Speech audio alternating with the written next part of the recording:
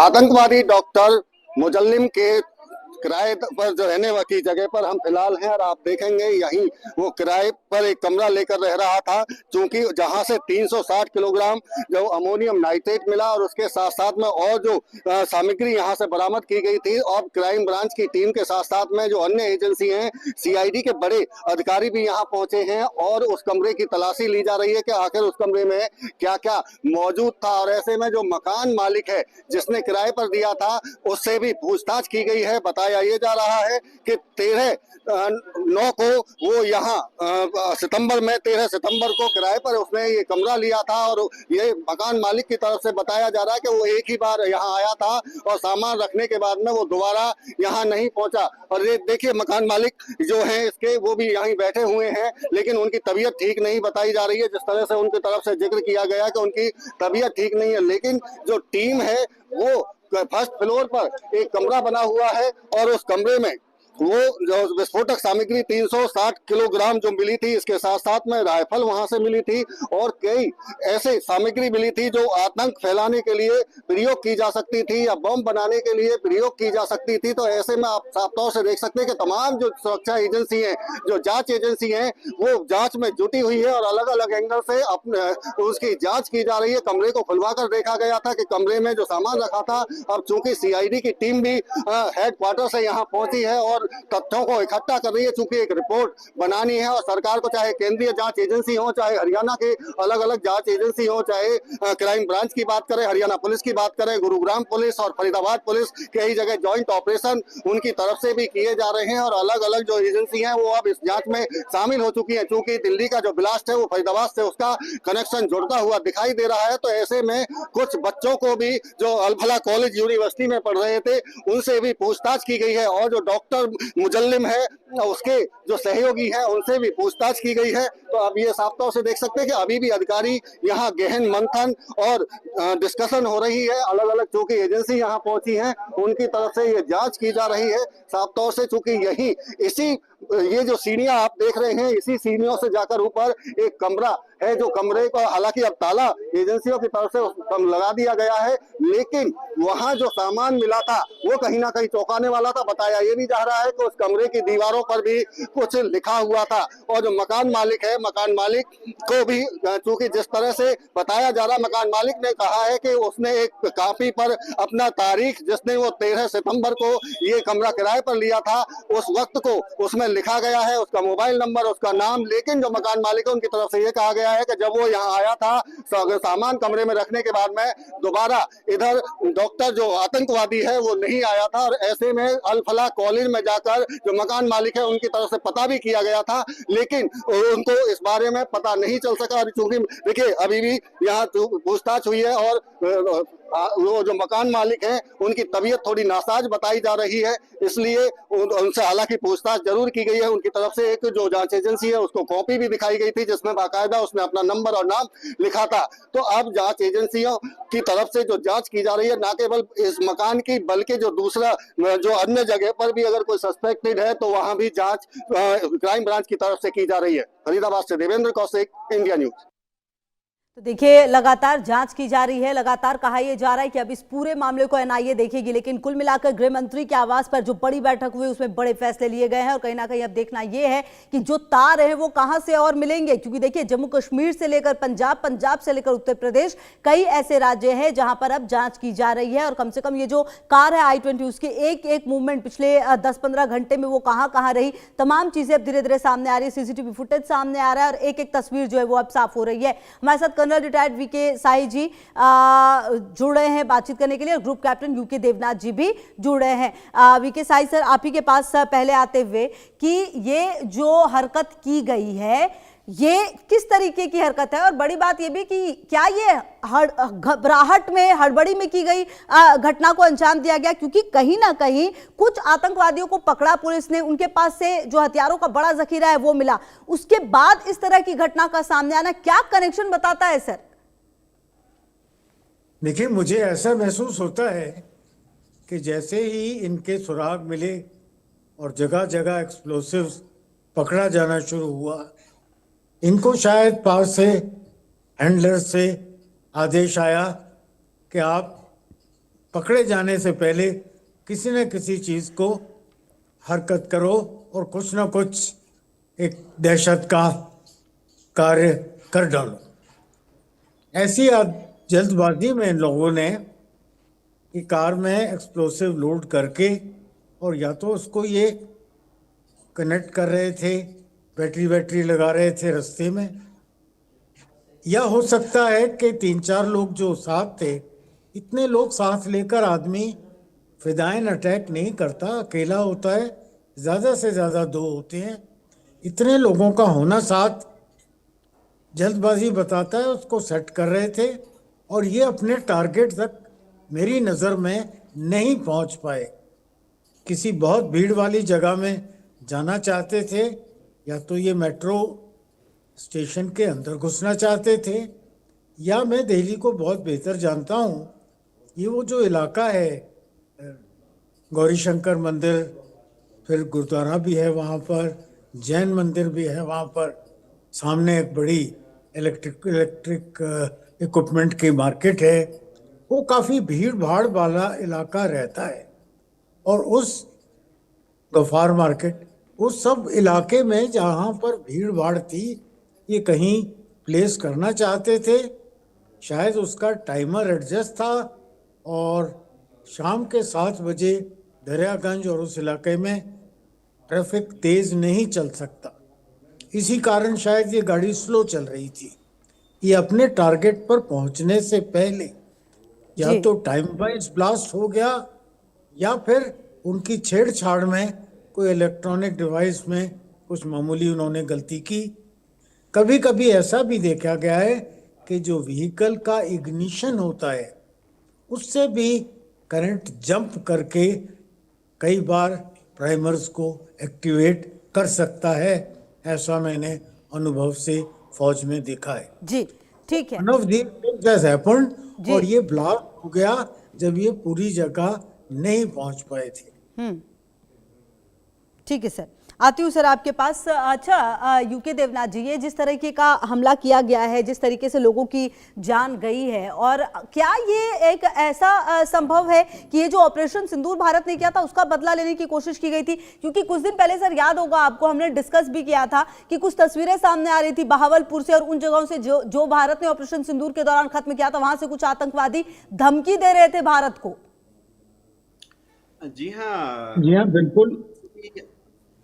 Sorry, UK Debnath जी। Sir मेरा ये सवाल यूके देवनाथ जी से, आती हूँ सर आपके पास। जी जी हाँ खुशबू, हाफिज सईद और उसके गुर्गों ने ऐसी धमकी दी थी कि भारत के ऊपर एक हमला करेंगे, लेकिन उसमें उन्होंने रुख बताया था बांग्लादेश का, कि भारत के ऊपर हम हमला करेंगे और हमला जो है बांग्लादेश के रास्ते से होगा।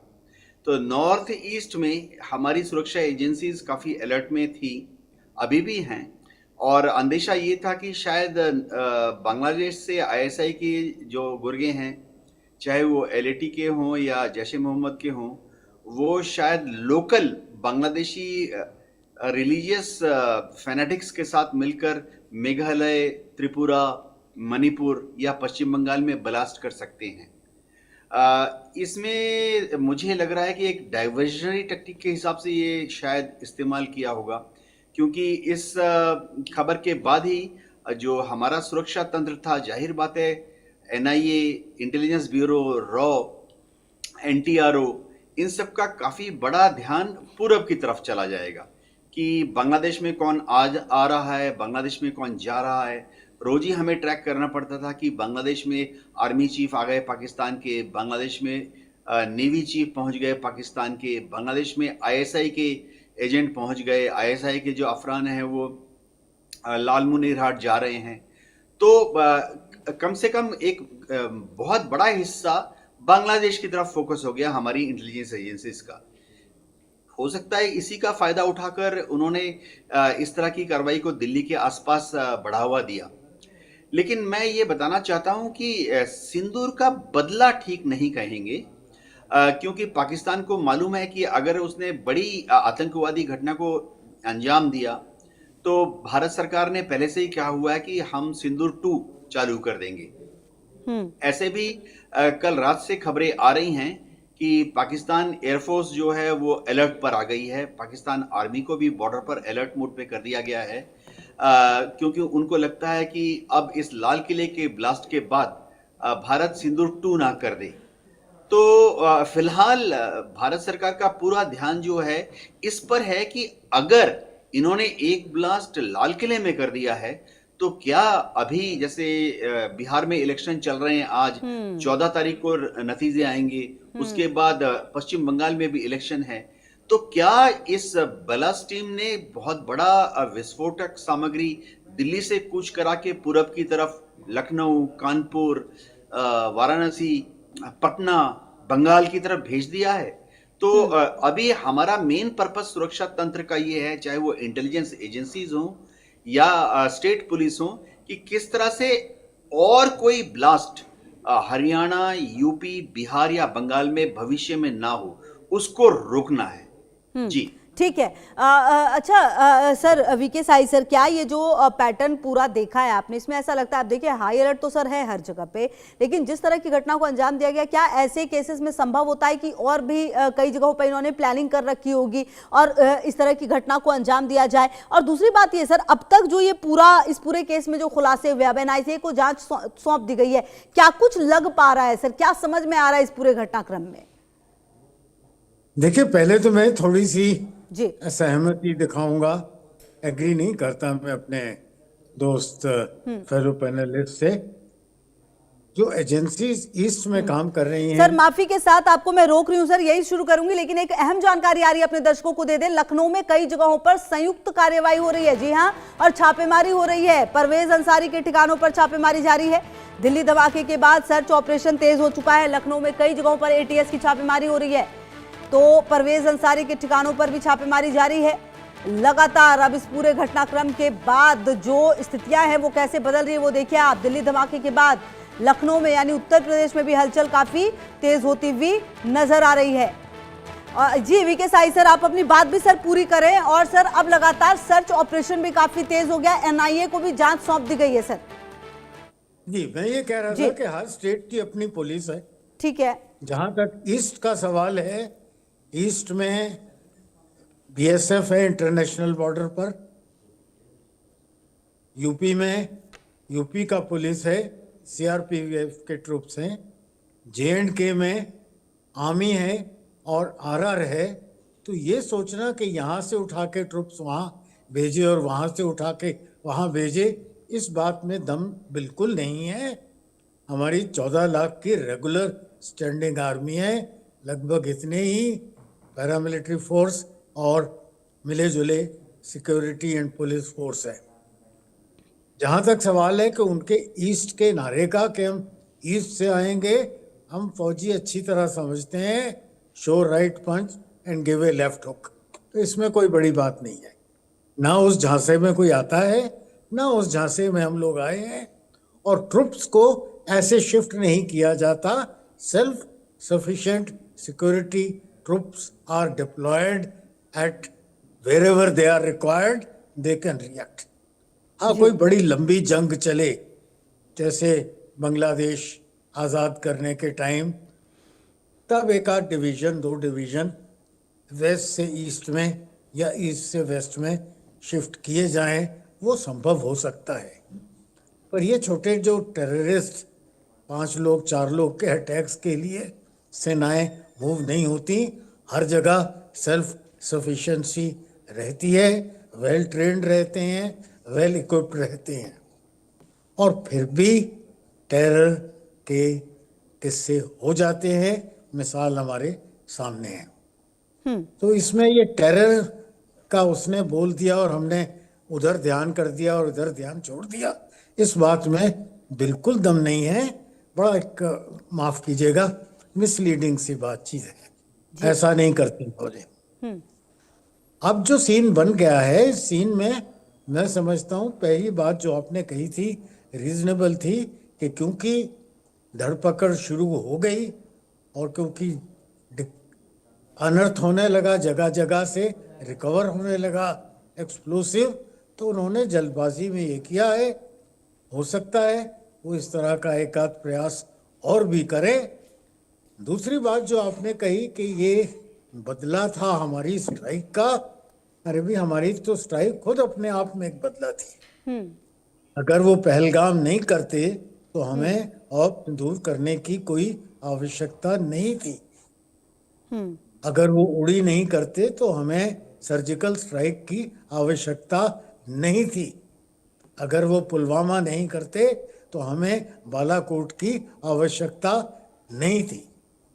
और मैं नहीं समझता कि जो मार उनको सिंदूर में पड़ी है उसके बाद वो बदला लेने की कम से कम एक लार्ज स्केल पर सोच सकते हैं। हाँ, पाकिस्तान की नीयत है, उनकी नियति है, उनका स्वभाव है, उनका दस्तूर है कि वो छेड़खानी से बाज नहीं आते। जी, मैंने ठीक। जीवन में बचपन से मच्छर मारता आया हूँ, बहुत मारे। अभी भी मच्छरों ने मुझे काटना नहीं छोड़ा।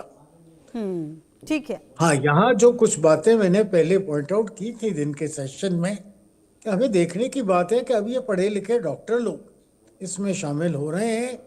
ये एक चिंता का विषय है और इसके लिए हमें रिविजिट करना जी। चाहिए अपनी वो पॉलिसी जिसमें हम अपने यंगस्टर्स को दुश्मन देशों में एजुकेशन के लिए भेजते हैं। हाँ, ये एक डॉक्टर इनमें से चीन से डॉक्टरी पढ़कर आए हैं। बिल्कुल। अच्छा, ये मामला जो सामने आया इसमें बहुत सारी तस्वीर जो है वो साफ हो रही है। सर, आती हूँ आपके पास। अच्छा, यूके देवनाथ जी, देखिए कहीं ना कहीं जब ये पूरा घटनाक्रम सामने आया है तो अब जांच तो हो रही है, एनआईए के पास जांच गई है, लेकिन अब ये इसमें कहीं ना कहीं अब देखना ये होगा कि लूप होल कैसे रह गया, क्योंकि ये गाड़ी कहाँ से आई, इतने सारे जो विस्फोटक मिले हैं वो किस तरीके से हुए, ये सारी चीजें अब जांच का विषय होंगी अब धीरे धीरे। खुशबू जी, इसमें कोई शक नहीं है कि इंटेलिजेंस एजेंसीज बहुत हाई अलर्ट पर थी। दिल्ली और एनसीआर की सबसे बड़ी दिक्कत ये है कि मूवमेंट बहुत बड़ी तादाद में होता है। अगर आप एक छोटे से शहर में रहते हैं, समझिए जैसलमेर है या जोधपुर है, तो हर रोज बाहर से 100 गाड़ियां, 200 गाड़ियां, 500 गाड़ियां आती हैं। लेकिन अगर आप दिल्ली देखें तो हर रोज दिल्ली में कम से कम 11 नेशनल हाईवेज और स्टेट हाईवेज एंटर करती हैं। इसी तरह से दिल्ली में कम से कम 5 दिशाओं से रेल लाइन एंट्री करती हैं। मेट्रो का तंत्र दिल्ली में बहुत ही बड़ा जाल है। इस तरह से अगर आप देखें, दिल्ली में लेबर मूवमेंट बहुत ज़्यादा है। हजारों लोग एनसीआर से दिल्ली में रोज काम करने आते हैं और शाम को वापस जाते हैं। दिल्ली में इंडस्ट्रियल हब्स बहुत बड़े बड़े हैं, तो लेबर आती है, चाहे वो बिहार से आए या देश के दूसरे से कोने से आए। टूरिस्ट बहुत ही बड़ी तादाद में आते हैं। आप ये सोच लीजिए, दिल्ली हजारों साल से, सैकड़ों साल से देश की राजधानी रहा है, तो बहुत सारे दर्शनीय स्थल हैं, पर्यटक स्थल हैं। तो ऐसी हालत में हर व्यक्ति पर जो आ रहा है या जा रहा है नजर रखना थोड़ा मुश्किल हो जाता है। सुरक्षा बल जो हैं उनको अलर्ट बीच बीच में मिलती रहती है। इस हालत में मैं बताना चाहता हूँ, जेएनके पुलिस की तारीफ करना चाहता हूँ कि उन्होंने दिल्ली में सहारनपुर को जो लिंक है और फरीदाबाद में जो लिंक है आज से 5 दिन पहले ही बता दिया था, और आज से 4 दिन पहले ही फरीदाबाद में कार्रवाई शुरू हो गई थी। अब होता ये है कि इन सब डाउटफुल लोगों को जब नजर में जब आप इनके ऊपर नजर रख रहे होते हैं तो तुरंत आमतौर पर अरेस्ट नहीं किया जाता। इंटेलिजेंस एजेंसीज को क्यों मिलता है कि एक पर्सन ए है, वो जरा डाउटफुल है, तो उस पर नजर रखी जाती है ताकि अगले 7 दिन 15 दिन में वो किससे बात कर रहा है, किससे मिलता है, कहाँ जाता है, किससे कहाँ से क्या खरीद रहा है, उस पर नजर रखे आगे वाली जो कड़ी है इंटेलिजेंस की वो मिल जाए। तो इनमें से जो कुछ व्यक्ति ऐसे हैं जो कश्मीर से आए हैं, जाहिर बात है, सर, मैं आप बताना चाहता हूं, रहिए हमारे साथ, हम आगे भी आपसे बातचीत